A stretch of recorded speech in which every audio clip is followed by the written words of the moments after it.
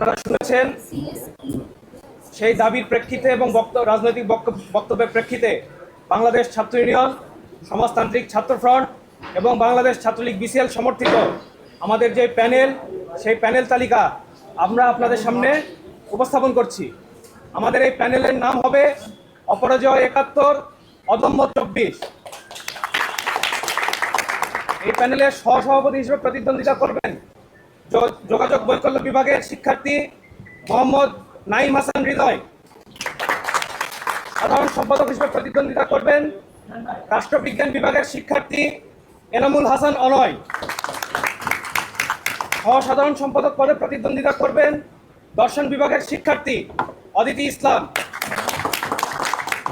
মুক্তিযুদ্ধ ও গণ আন্দোলন বিষয়ক সম্পাদক পদে প্রতিদ্বন্দ্বিতা করবেন অঙ্কন ও চিত্রায়ন বিভাগের শিক্ষার্থী Fahmida Alam. Common room, reading room ও ক্যাফেটেরিয়া বিষয়ক সম্পাদক পদে আমরা স্বতন্ত্র প্রার্থী সুরমি চাকমাকে আমরা সমর্থন প্রদান করছি। আন্তর্জাতিক বিষয়ক সম্পাদক পদে প্রতিদ্বন্দ্বিতা করবেন আন্তর্জাতিক সম্পর্ক বিভাগের শিক্ষার্থী সাকিব মাহমুদ। সাহিত্য ও সাংস্কৃতিক বিষয়ক সম্পাদক পদে প্রতিদ্বন্দ্বিতা করবেন ব্যাংকিং ও ইন্স্যুরেন্স বিভাগের শিক্ষার্থী আবদুল্লাহ ইবনে হাসান জামিল। গবেষণা ও প্রকাশনা বিষয়ক সম্পাদক পদে আমরা সমর্থন করছি জুলাই গণ অভ্যুত্থানের অন্যতম পরিচিত মুখ, প্রতিরোধের মুখ সানজিদা আহমেদ তন্নিকে। ছাত্র পরিবহন বিষয়ক সম্পাদক পদে প্রতিদ্বন্দ্বিতা করবেন সিএসই বিভাগের শিক্ষার্থী মাশফিকুজ্জামান তাইন। স্বাস্থ্য পরিবেশ বিষয়ক সম্পাদক পদে প্রতিদ্বন্দ্বিতা করবেন টেলিভিশন, ফিল্ম অ্যান্ড ফটোগ্রাফি বিভাগের শিক্ষার্থী মিনহাজুল ইসলাম ফারহান। সদস্য পদে প্রতিদ্বন্দ্বিতা করবেন মনোবিজ্ঞান বিভাগের শিক্ষার্থী তর্পিতা ইসলাম অবদি।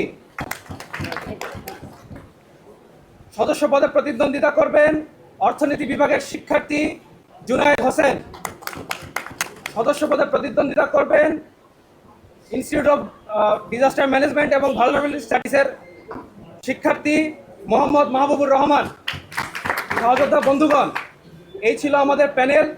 আমরা শুরু থেকে বলে এসেছি, আমরা একটি বৃহত্তর ঐক্য চাই এই ক্যাম্পাসে। যেই আমরা দেখছি যে আমাদের যে মুক্তিযুদ্ধ বিরোধী শক্তি, তার যে আস্ফালন এবং ২৪-এর গণঅভ্যুত্থানের পরবর্তী সময়ে আমাদের যে বিশ্ববিদ্যালয় আমরা চেয়েছিলাম, সেই বিশ্ববিদ্যালয় কিন্তু আমরা এখনো পাই নাই। সুতরাং ৭১ সহ সকল গণ আন্দোলনের চেতনাকে ধারণ করে আমরা এই প্যানেলকে আরও বৃহৎ পরিসরে শিক্ষার্থীদের সঙ্গে আমরা জুতবদ্ধতার চেষ্টা করছি। এই কারণে কিছু সংখ্যক পদ আমরা ফাঁকা রেখেছি।